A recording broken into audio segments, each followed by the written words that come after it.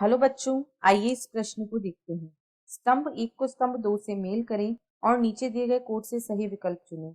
स्तंभ 1 रिवेट पोपर परिकल्पना, बाह्य प्लॉट्स द्वारा लंबे समय के पारितंत्र प्रयोग, जातीय क्षेत्र संबंध। स्तंभ 2 Paul Ehrlich, David Tilman, Alexander von Humboldt.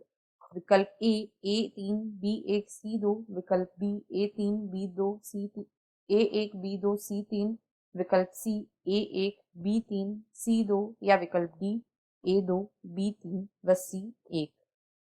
इस प्रश्न की जो मुख्य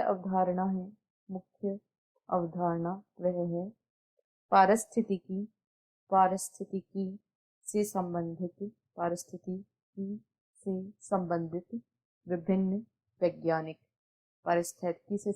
विभिन्न वैज्ञानिक।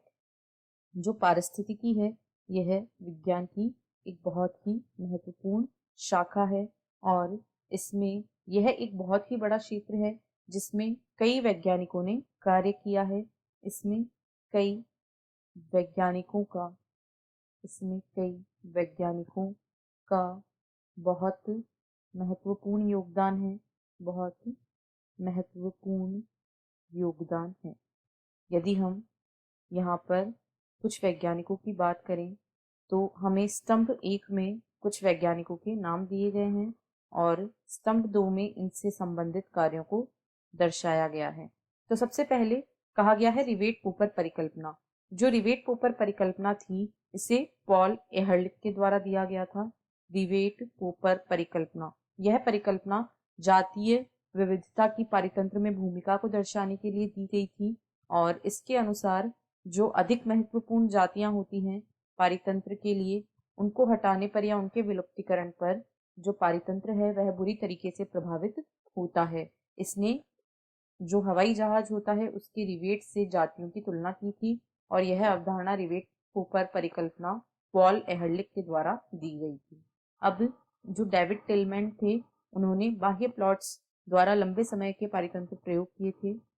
बाह्य प्लॉट्स द्वारा लंबे समय के पारितंत्र प्रयोग इन्होंने किए थे और इन्होंने जो पारितंत्र का स्थायित्व है उसके बारे में डेविड टिलमैन ने इस क्षेत्र में कार्य किया था और पारितंत्र स्थायित्व के बारे में समझाया था। अब जो जातीय